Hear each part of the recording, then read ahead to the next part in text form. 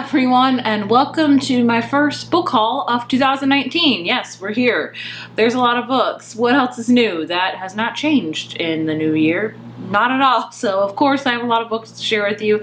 These are some books I've bought. These are books I received from publishers and from book boxes. So I did purchase 4 books this month, which is pretty average for me, I would say. I've already purchased 5 that are on the way that'll be here for next month. I'm super excited to talk about them, but these are the 4 I purchased, so I'll begin with those. The first one I bought is The Wicked King by Holly Black. This is the Barnes & Noble edition. Black cover, I don't know. I'm gonna be honest with you guys. You're gonna think I'm a weird booktuber, but I don't really keep up with cover editions. Like if certain stores have different covers or the inside jackets are different, that doesn't matter to me. I don't know what that says about me. Take that what you will. But either way, this is a certain edition. I don't know which one, but the hardback is really pretty as well. This is the second book in the Era Folk series by Holly Black. I have already read this and I have already reviewed this, so I'll link it right up here. Needless to say, I loved it. I definitely think I like this one more than the first one. I'm sure you've heard of The Cruel Prince. That was the first book in the series. It definitely got a ton of hype last year, and this one is getting a ton of hype as well.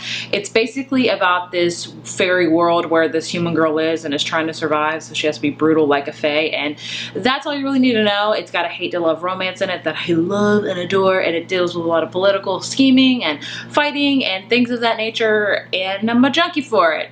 What else is new? Next up, I bought Put In by Julie Murphy. So this is the companion novel to her first book, Dumplin', which I did read years ago. Like I want to say it's been 4 years now since I've read it, and I really enjoyed it, but now looking back on it, I don't think I enjoyed it as much. I think the main thing I didn't love about Dumplin' was the main character, Willow Dean. She wasn't a nice person. So I wasn't going to buy this book at all. I wasn't really interested in it, but then Dumplin', the movie, came out on Netflix, and I love and adored it. That is one of the rare times I will say I like the movie better than the show.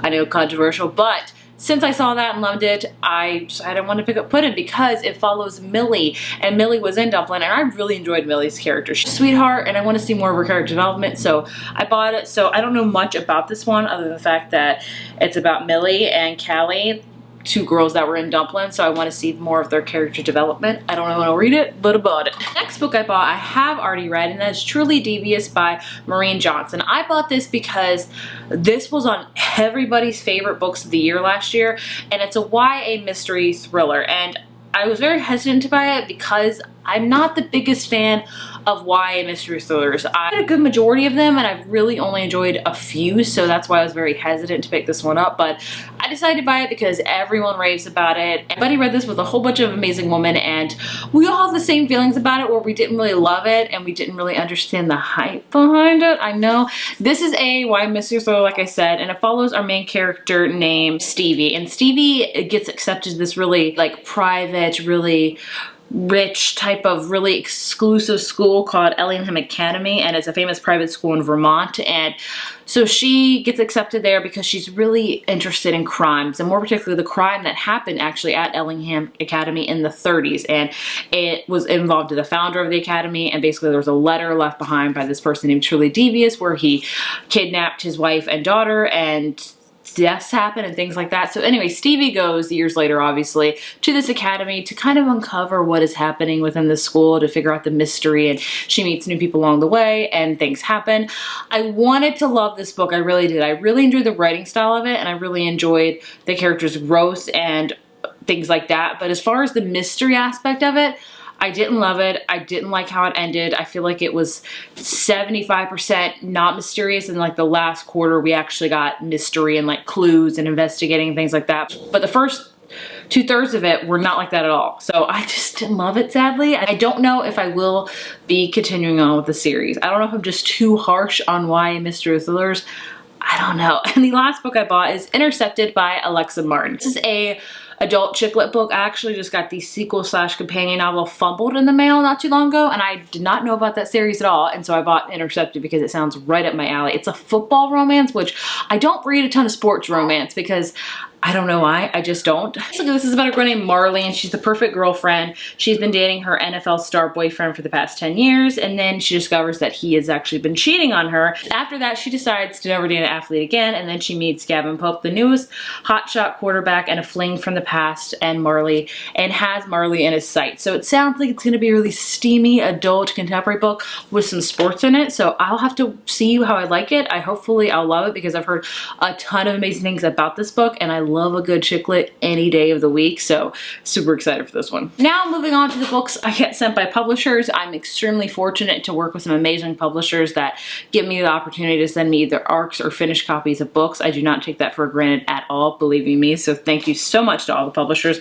The first couple are from Harper Teen. The first one I'm so freaking excited for, and that is Fame, Fate, and the First Kiss by Casey West. If you didn't know, Casey West is a YA contemporary author and one of my favorites. She just writes these ooey gooey fluffy romances that I just eat up. Like, I feel like all of her plots of her books are generic and they all end the same, but goodness me, if I don't read all of them and adore all of them, I don't know. I just do. This is about, she's trying to be an actress. She gets a role on this movie and she gets to work with like her actor crush and things like that. The only problem is she's failing high school. So her dad hires this tutor to help her. It is actually her arch nemesis in school. So you can guess where it's gonna go from there. I can clearly tell the ending from the synopsis, but either way, I'm gonna read it in February. I'm just probably gonna have a great time reading it because I have a great time reading all of Casey West's books. They just make me smile, and I love reading books that make me smile. Other book Harper sent to me is Black Enough, Stories of Being Young and Black in America, edited by Evie Zaboy. We have Danielle Clayton, Leah Henderson, Jason Reynolds, Nick Stone, Renee Watson, Jay Coles, a whole bunch of other different authors. Like I said, this is a YA anthology about being Black and young in America, and I'm very, very excited to read it. It's perfect for Black History Month. That is awesome. I definitely plan to read it. Some of these authors I have not read before, and some of them I have. So I love anthologies because you can find some new to you authors that you've never heard before, and you could just read a little snippet of their writing and see if you would jive well with it and want to pick up one of their other books. So either way, super excited about both of these books Harper sent to me. Planning to read both of them in February. Yay. Next up, Berkeley sent me some books, and the first one they sent me is The Pride Test by Helen Huang. This is the companion novel to The Kiss Quotient, which I read last year and I loved so freaking much. And it is an adult, it's very steamy, very romantic book. This is kind of a spin-off from that. It follows one of the characters from The Kiss Quotient. I want to say the nephew maybe, I'm not sure. And what's even great about him is that he has autism, which is great. I'm loving that there are more ASD references in books. That is a very near and dear thing to my heart because my son actually has autism. So any chance I could read about a character that has autism just to broaden my own horizons and just to learn about how each person on the spectrum is different, I love doing that because it's very true. Each person on the spectrum is totally different, and I just love and appreciate all the authors that put it out there for autism. So I love that. But either way, it's about a guy named Kai who has autism, and I think his mom returns from Vietnam to find him the perfect bride, and she brings home a bride from Vietnam, and they have to, I don't know anything about it. I don't want to know anything about it. I'm sure it's going to be steamy and romantic, and I'm gonna love every freaking second of it. Like, I am really, really excited for this one. It doesn't come out until May, so.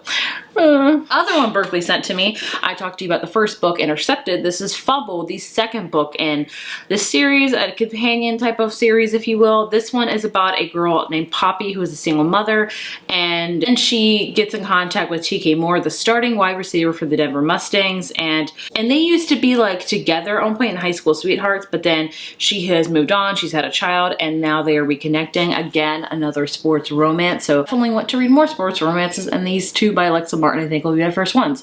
Super excited for them. I have a couple books that Simon sent to me, and I've actually already read both of them, so that's good.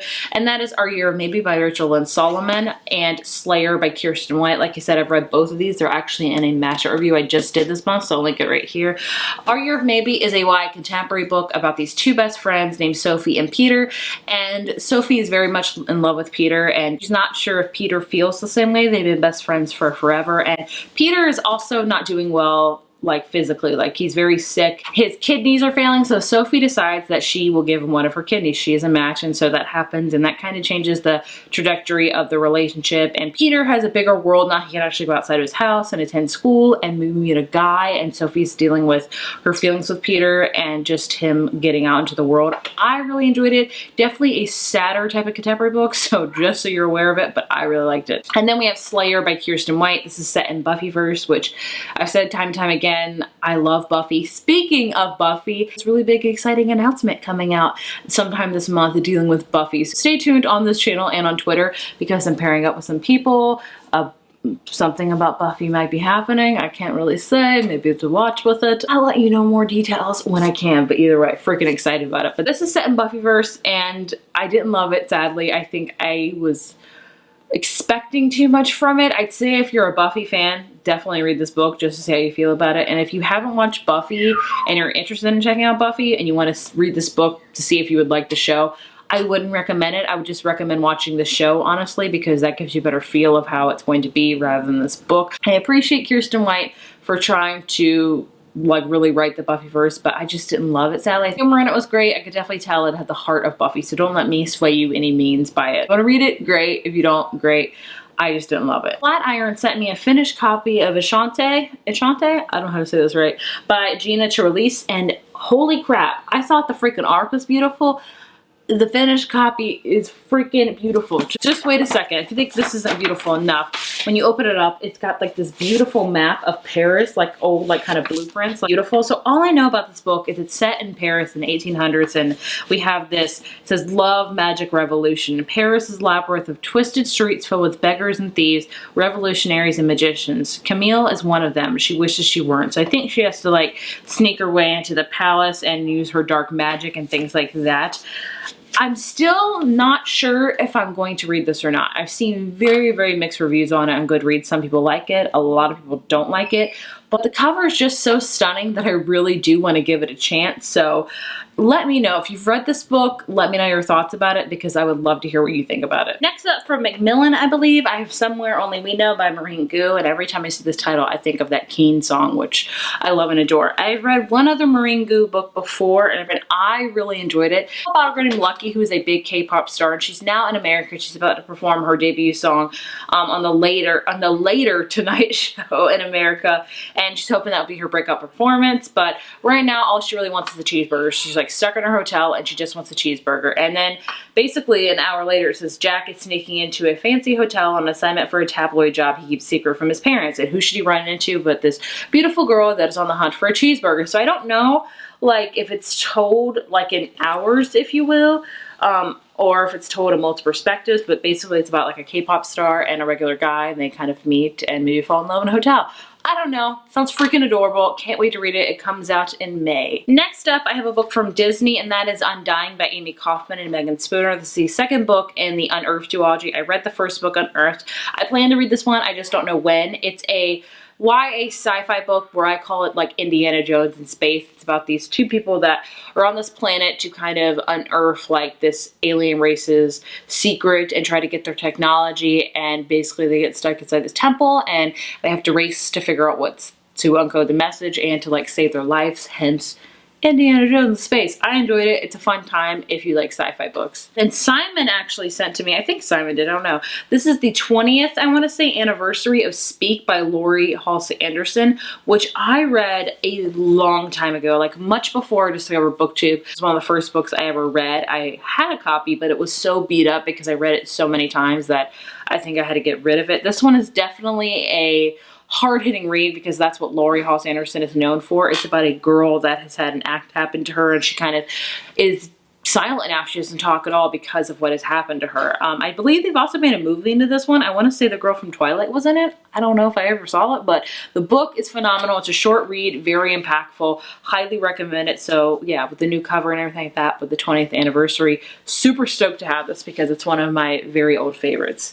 Then Swoon Read sent to me Small Town Hearts by Lily Vale. This is not the most adorable cover you've ever seen. You got pie and like coffee, like delicious. I thought a girl named Babe. Like whenever I hear her name, I want to say Babe. I don't know why.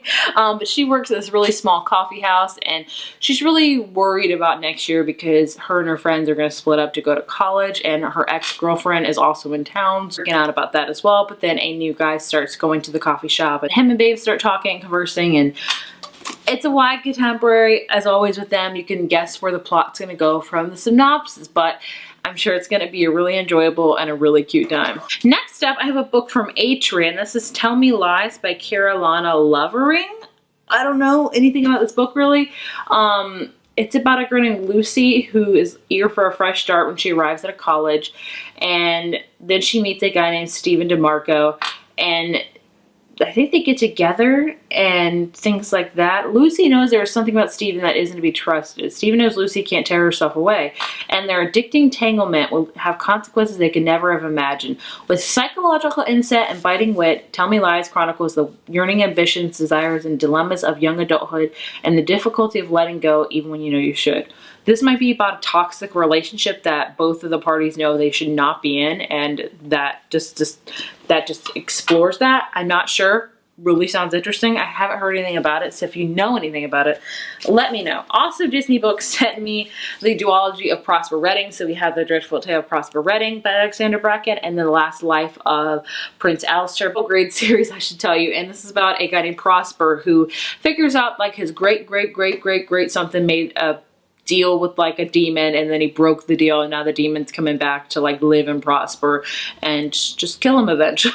So Prosper has to deal with that. So that is what this duology is all about. I've heard really cute things about it, so I plan to read it really soon and then probably give it to my nephew, because any middle grade books I get that I think that he'll like, I kind of give to him. I want to provide them with all the awesome middle grade out there. So this one sounds great, and like I said, I've heard really cute things about it, and I definitely need to read it soon. Speaking of middle grade, Disney also sent me Dragon Pearl by Yoon Han Lee. I don't know much about this other than it's a Rick Riordan Presents book, and it's about 13-year-old Min, comes from a long line of fox spirits. I think she has to go on a quest, basically.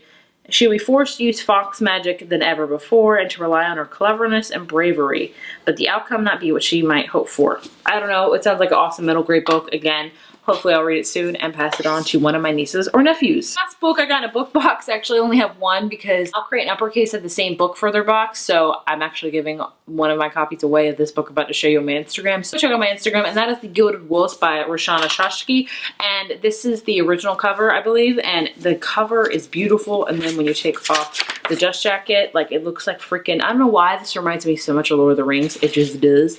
But this takes place in 1800s, I believe. Yes, 1889, it's in Paris, and I've heard it compared to a lot of Six of Crows, where we have this heist and this mission of this ragtag group of friends that go off on a mission or heist or something like that. So either way, I definitely want to read this soon because I've heard really good things about it, and I've not read a book by Roshana Shashki, so I'm excited to read it. So there you have it. Those are all the books that I acquired in January. 3 books that I want to read, and as always, I have to find room for them on my shelves. That is always so much fun to do. But either way, if you've heard of any of these books, please let me know down in the comments below. Oh yeah, I hope you guys enjoyed this video, and I will see you in my next one. Bye.